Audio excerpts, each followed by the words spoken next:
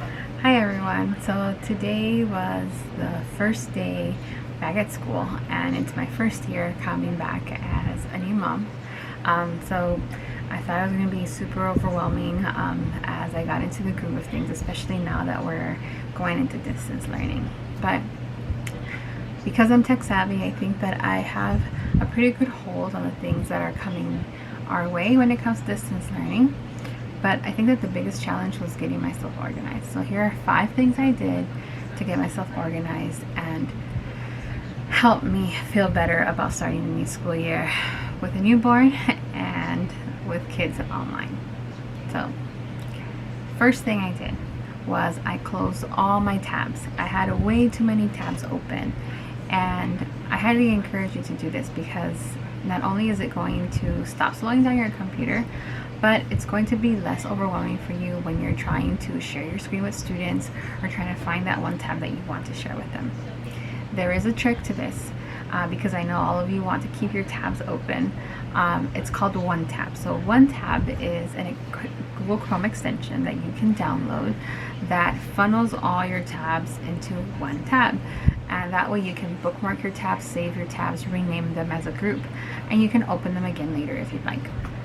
I do have a tutorial on using OneTab in my YouTube channel, so you're more than welcome to look at that if you want to see it. But tip number 1, close your tabs and use OneTab. Tip number 2 is clean up your desktop. That's another area that causes a lot of stress when you're looking for things, and also it's kind of embarrassing when you're trying to share your screen and you have all these things on your desktop. So do yourself a favor and declutter your desktop. Even if you have to make little folders that you name certain things and kind of drag them, and then you can sort through the things in there, or like a dump folder, just to keep your desktop less overwhelming. I also have a tutorial on how to make a desktop organizer. There's tons of them out there that you can download for free, or you can just organize your folders in a way that makes sense to you. But that's going to save you a lot of time and also feel less overwhelming when you're sharing your screen with students. The third thing I did is I looked at my schedule and I organized my Google Classroom based on my schedule. So in Google Classroom, you can reorganize your classes in a different order. If you click on the 3 dots next to Google Classroom, it says move, and you can move them in whatever order you want. So for example, at my school, we have odd periods 2 days a week and even periods 2 days a week, and then Wednesdays off. So what I did is I put all my odd periods in order together on the first row, and then all my even periods in order together on the second row, so that when I'm switching from class to class on those specific days, I have them in the order that they actually that I'll teach them in class during the day, because they're not in chronological order like I normally would teach them if we were really in school, in physical school. And tip number 4 is organize your links for students in Google Classroom or using a Google site. So just like you would label everything in your classroom, where the pencils go, where the paper is, where the hall pass is, right? And you give your students a tour of your classroom and set up routines, you have to do that for your digital space as well. So label all the things that are important to you to make you more efficient and make your students more self-sufficient.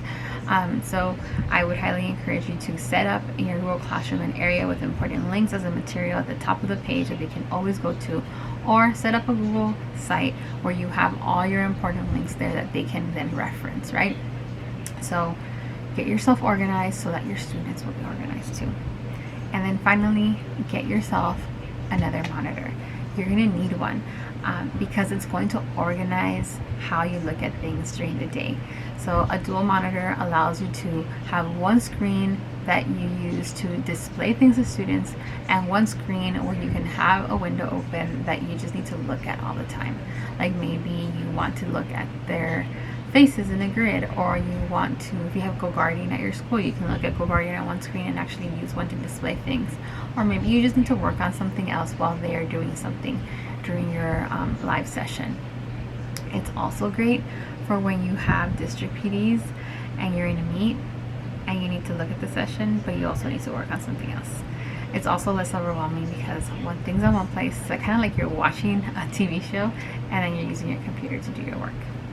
So those are my 5 things I did before the school year started so that I would feel better about starting the school year. And I can tell you that today went so great because I already had these things in place. So number 1, close all your tabs.